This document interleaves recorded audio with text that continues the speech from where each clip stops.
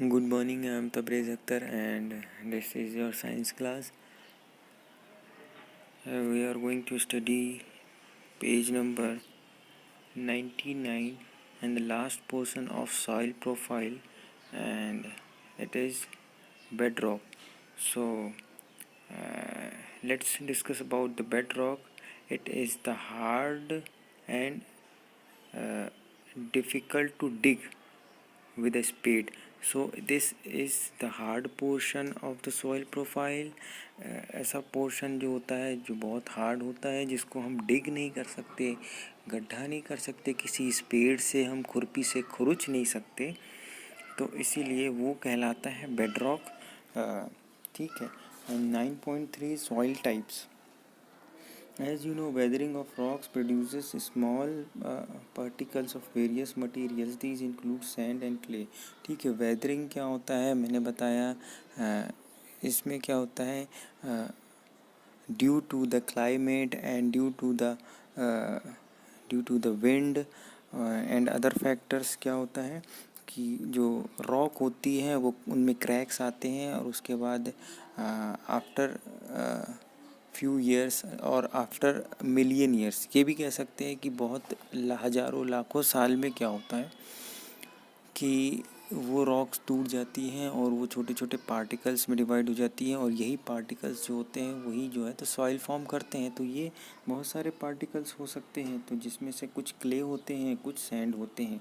ठीक है, कोई भी रॉक टूटती है कई सालों में या हज़ारों सालों में, तो वो सैंड में कन्वर्ट होती है या क्ले में होती है. उसके बाद ये जो relative amount of sand on clay depends upon the rock from which the particle were formed.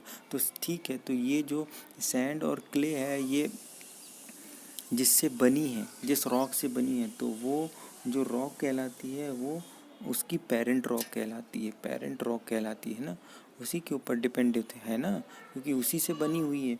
तो वो जो रॉक होती है वो उसकी पेरेंट रॉक कहलाएगी. The mixture of rock particles and humus is called the soil. तो रॉक पार्टिकल्स यानी उस रॉक के छोटे छोटे टुकड़े और ह्यूमस उसमें मिक्स हो जाना, तो ये मिक्स होके क्या बना लेते हैं, दे फॉर्म सॉइल. ये सॉइल बना लेते हैं. Living organism such as bacteria, plant, roots and earthworm are also important part of any soil. ठीक है, किसी भी सॉइल में बैक्टीरिया और प्लांट रूट और अर्थवर्म, ये सारी जो चीज़ें हैं ये भी बहुत इम्पॉर्टेंट हैं किसी सॉइल के लिए.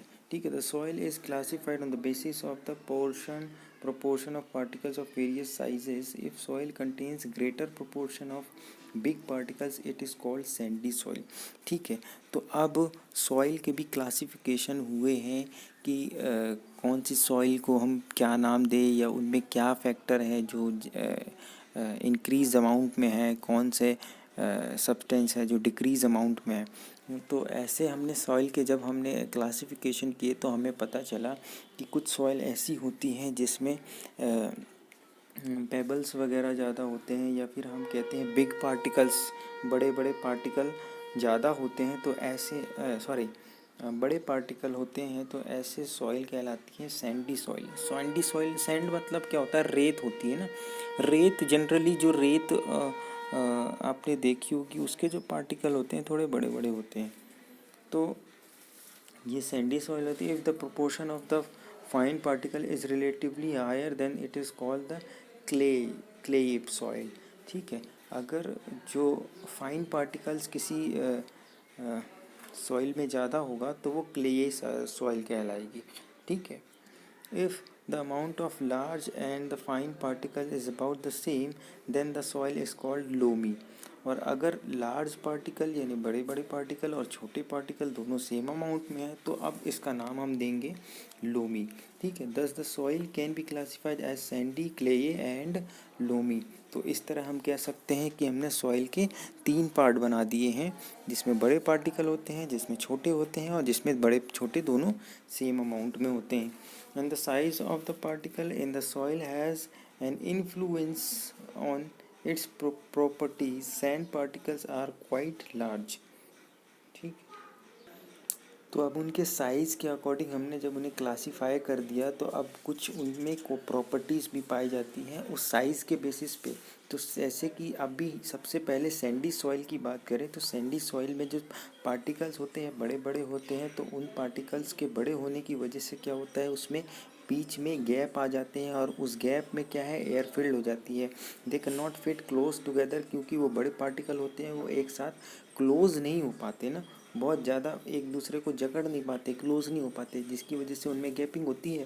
सो there are larger space, these space are filled with air, we say that the sand is well aerated, water can drain quickly through the spaces between the sand particles. तो अब उनमें gap होते हैं और उनमें हवा भर जाती है, तो इसीलिए हम वेल एयरेटेड कह सकते हैं ऐसी सैंड को।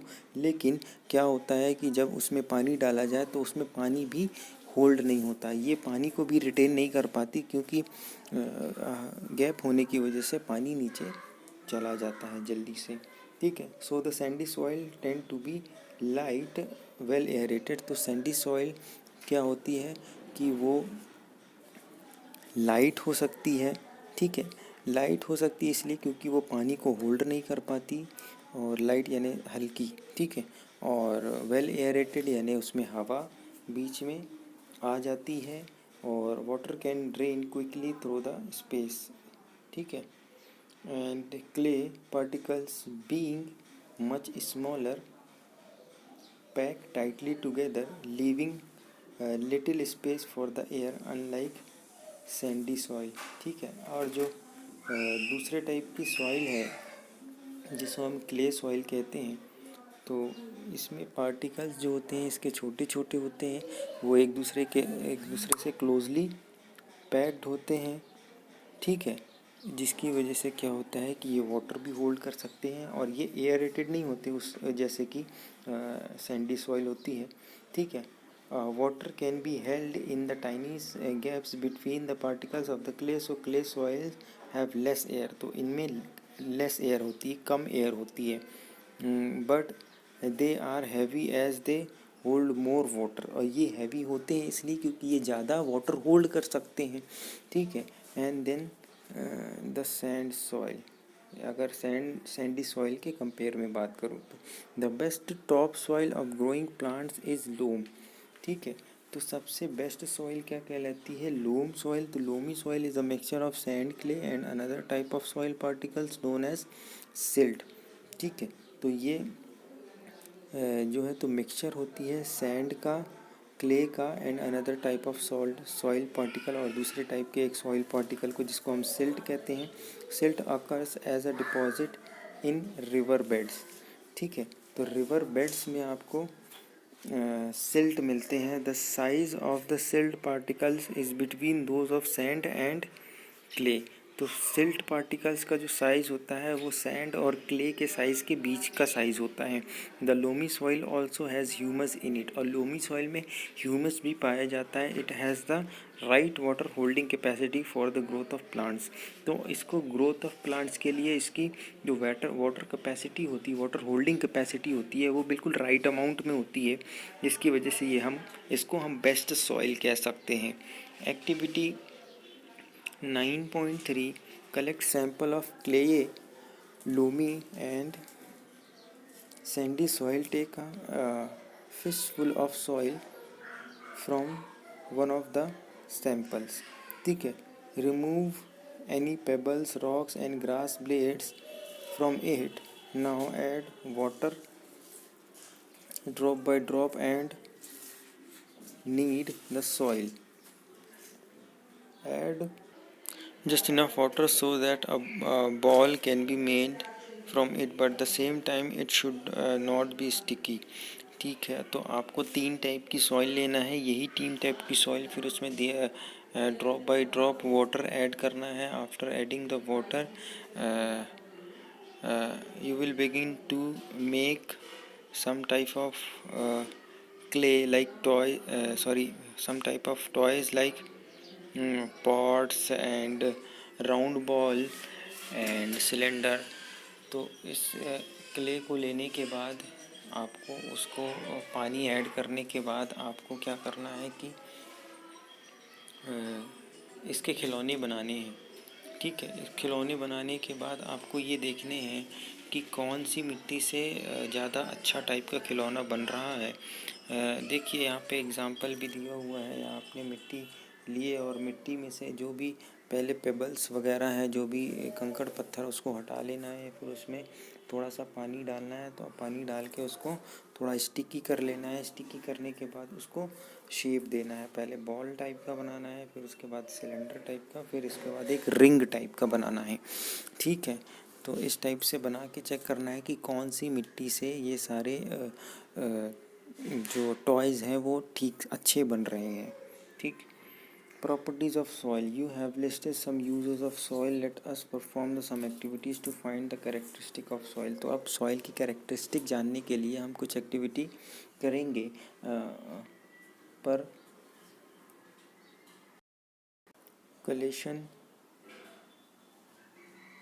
rate of water in soil.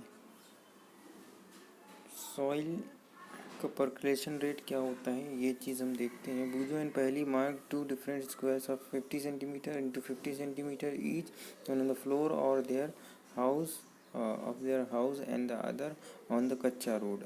They fill 2 bottles of the same size with the water and they emptied the water from the bottles on each the same time in the 2 squares. तो ठीक है, बूजो पहली ने एक experiment किया। उसमें क्या किया कि उन्होंने एक अपने फ्लोर में स्क्वायर बनाया और एक कच्चे रोड में स्क्वायर बनाया, और इन दोनों स्क्वायर पे क्या किया, उसने 2 बॉटल लिए, 2 बॉटल में पानी लिए और दोनों ही स्क्वायर में डाल दिया। ठीक है, उसने देखा जो फ्लोर में उसने पानी डाला तो वो तो बह गया, वो अंदर नहीं गया, लेकिन जो कच्चा रोड में उसने पानी डाला था वो अंदर अब्जॉर्ब हो गया, यानी सोख लिया गया। तो इस एक्टिविटी से पता चला कि वाटर अब्जॉर्ब कर रही है सॉइल। और नेक्स्ट में क्या हम देखेंगे, activity 9.4 for this activity divide yourself into 3 teams. इस एक्टिविटी के लिए अपने आप को 3 टीम में डिवाइड करना है, A, B and C। You will be finding out how fast the water passes down the soil. तो इसको आपको पता करना है कि कैसे, कितनी जल्दी कोई सॉइल पानी को सोख रही है। You will need two hollow cylinder और अ पाइप। आपको इसके लिए हॉलो सिलेंडर या फिर पाइप की ज़रूरत पड़ेगी। Ensure that each team uses pipe of the same diameter. तो इसके लिए इंश्योर ये करना है कि आपकी जितनी भी टीम है, तीनों टीम, उसके पास सेम डायमीटर का हॉलो पाइप हो। ऐसा नहीं कि किसी के पास बड़ा हो, किसी के पास छोटा हो, किसी के पास मोटा पाइप हो, किसी के पास पतला हो। Some suggestions for obtaining such a pipe are given below. कुछ सजेशन है जिससे आप पाइप आपको मिल जाएगा, जैसे कि if possible get a small tin can and cut off its bottom. अगर पॉसिबल हो सके तो कोई छोटा सा टिन होता है जिसको हम छोटे छोटे कैन कहते हैं, उस कैन को लीजिए और उसका बॉटम काट लीजिए, तो वो आपका एक हॉलो पाइप बन जाएगा या हॉलो सिलेंडर बन जाएगा। ठीक है, इफ़ पीवीसी पाइप, अगर घर में पीवीसी पाइप हो जिसमें अपन वाटर पाइप कहते हैं जिसको, तो वो हो तो उसको आप काट लीजिए, तो उससे भी आपका काम बन जाएगा। ठीक है, at the place where you collect the soil place the pipe about 2 centimetre deep in the ground. ठीक है, तो जहाँ से आपको सॉइल लेना है या कलेक्ट करना है तो उस जगह की सॉइल पे जाना है और उस पाइप को आपको ज़मीन में गाड़ देना है। 2 सेंटीमीटर तक ज़मीन में गाड़ देना है और पोर 200 ml water in the pipe slowly. और 200 ml यानी 200 ml की पानी की बोतल से उस पानी को उस पाइप में डालना है, लाइक दिस, है ना, इस टाइप से डालना है। Note the time when you start pouring water and when all the water has percolated. ठीक है, तो दोनों टाइम आपको नोट करना है। जैसे ही आपने पानी डालना शुरू किया और जैसे पानी परकुलेट होना शुरू हुआ, यानी वहाँ से अब्जॉर्ब होना शुरू हुआ मिट्टी में। ठीक है, ये दोनों टाइम को आपको नोट डाउन करके रखना है। तो ये टाइम पूरा पानी डालने का समय और उसके बाद पूरा पानी सोख लेने का समय, ये आपको नोट डाउन करना है। और इसमें आपको केयरफुल रहना है किस चीज़ के लिए, कि पानी जो है इधर उधर से ना निकले, ये पानी ऊपर से भर के ओवरफ्लो ना हो। तो ये सारी चीज़ें आपको देखना है ना। ये rate of percolation by using the following formula. तो फार्मूला का यूज़ करके हमको पर्कुलेशन निकालना है। पर्कुलेशन रेट का फार्मूला होता है amount of water in ml and percolation time, कितना टाइम हुआ है मिनट में। ठीक है। For example suppose that for a certain sample it took 20 minutes for 200 ml to percolate, so the rate of percolation। अगर किसी एक एग्जांपल की बात करूँ तो अगर मैं 20 मिनट्स ले लेता हूँ पर्कुलेशन में कि टाइम लग रहा है किसी भी सॉइल के लिए, तो 20 मिनट्स ले लेता हूँ और मैंने उसमें पानी कितना डाला, 200 ml पानी डाला, तो उसका रेट ऑफ पर्कुलेशन निकालने के लिए मैं क्या करूँगा, 200 ml अपॉन 20 मिनट। तो जब इसको डिवाइड करूँगा तो अपना पर्कुलेशन आ जाएगा 20 यहाँ पे 0 से 0 गया और 2 20 10 आया, तो पर्कुलेशन जो आ जाएगा, रेट ऑफ पर्कुलेशन क्या आ जाएगा, 10 ml पर मिनट। 10 ml पर मिनट हमारे पास पर्कुलेशन आ गया। Calculate the rate of percolation in your soil sample, compare your finding with other and arrange the soil sample in the increased order of the rate of percolation। ठीक है। तो आप अपनी जगह के आसपास की जगह का पर्कुलेशन रेट निकालिए और भी अपने फ्रेंड से बात कीजिए, या आप सारे एक दूसरे से फ्रेंड जो है कनेक्ट होकर आप एक दूसरे को पर्कुलेशन टाइम बताइए। फिर उसमें से कंफर्म कीजिए कि किसका पर्कुलेशन टाइम ज़्यादा है, किसकी जगह की मिट्टी का सॉइल का पर्कुलेशन टाइम ज़्यादा है। तो इसके लिए ज़रूरी ये होगा कि सारे जो बच्चे कर रहे हैं पर्कुलेशन रेट निकालने के लिए ये एक्सपेरिमेंट, तो उनको केयरफुली करना पड़ेगा। अगर टाइमिंग किसी ने गड़बड़ की तो उसका पर्कुलेशन टाइम वेरी हो सकता है, गड़बड़ हो सकता है, आगे पीछे हो सकता है। ठीक है। मॉइस्चर इन सॉइल, अब मॉइस्चर होता है सॉइल में, इसके लिए हम देखते हैं क्या करते हैं। Have you ever passed through a farmland during a hot summer day? Perhaps you notice that their air above the land is simmering. Why is it so? Try out to activity and find out the answer। आप कभी गर्मी के दिनों में कहीं farm land के आसपास गए हो या वहाँ से निकले हो, तो आपने देखा होगा कि बहुत गर्मी के दिनों में आप जो हवा होती है उसके आसपास की जो ऊपर की हवा होती है, हॉट टाइम में, समर टाइम में फार्म लैंड के आसपास की जो हवा होती है वो सिमरिंग टाइप की होती है, यानी कुछ झिलमिलाती हुई आपको दिखती है वहाँ की हवा। ठीक है। कुछ झिलमिलाती हुई हवा दिखती है, जैसे कि क्या ऐसा लगता है कि जैसे कि हिल रही हो, कोई चीज़ हिल रहा हो, और थोड़ा सा उसको कह सकते हैं कि धुंधला टाइप का भी दिखता है। ठीक है। तो इस टाइप का आपने समर में यानी गर्मियों में देखा होगा। एक्टिविटी 9.5 से पता चलेगा कि ये क्या होता है। ठीक है। बॉइलिंग ट्यूब, एक बॉइलिंग ट्यूब लेना है, ऐसी ट्यूब जिसमें हम बॉईल करते हैं ना वाटर को। Put 2 spoonful of soil sample in it, soil के सैंपल लेने हैं इसमें। Heat it on a flame and observe it, और उसको गर्म करना है और उसके बाद गर्म करने के बाद ऑब्जर्व करना है। Let us find out what happens upon heating. ठीक है। अब देखते हैं कि क्या हो रहा है हीटिंग में। Do you see water drops anywhere? If yes, where did you find them? ठीक है। आपको कहीं वाटर ड्रॉप्स दिख रहे हैं? अगर दिख रहे हैं तो कैसे दिख रहे हैं, कहाँ दिख रहे हैं? On heating water in the soil evaporates, moves up and condenses on the cooler inner walls of upper part of boiling tube। जैसे ही गर्म करते हैं ट्यूब को तो उसमें जो सॉइल में वाटर प्रेजेंट होता है वो इवेपोरेट हो जाता है, गर्म होकर भाप बन जाता है, वेपर बन जाता है, और वो ऊपर जैसे ही उठता है और कंडेंस हो जाता है, उस जगह पे कंडेंस होता है जहाँ पे जो ट्यूब खाली हुई होती है, जो यानी ऊपर की खाली ट्यूब जो होती है वहाँ पे वो कंडेंस हो जाता है। ठीक है।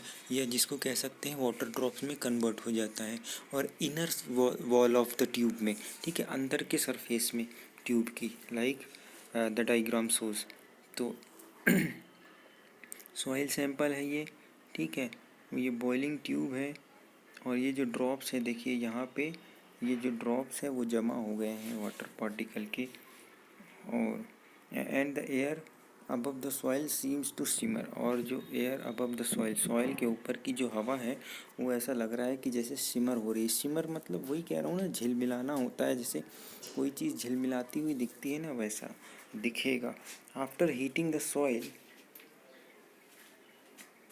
Take it out of the tube, compare it with the soil which has not been heated. ठीक है।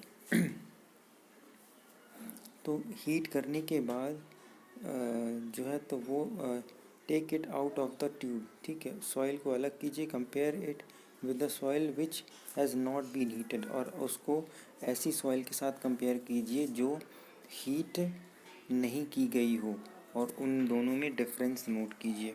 ठीक है, यानी हमने उससे हीट किया अगर एक सॉइल को, तो उसमें से जितने भी वाटर थे, जो भी वाटर अब्जॉर्ब था उसमें, जो भी था अंदर वो सारा इवेपोरेट हो गया, चला गया। और जो दूसरी सॉइल है अगर हम उससे कंपेयर करेंगे उसको, तो हम ये देखेंगे कि वो सॉइल है थोड़ा सा उसमें नमी होगी, मॉइस्चर होगी, लेकिन जो हमने हीट कर दिया उसमें मॉइस्चर नहीं होगी, ख़त्म हो गया होगा मॉइस्चर। ठीक है, ये है। तो अब एक्टिविटी 9.6 हम नेक्स्ट क्लास में करते हैं। ठीक है, थैंक यू।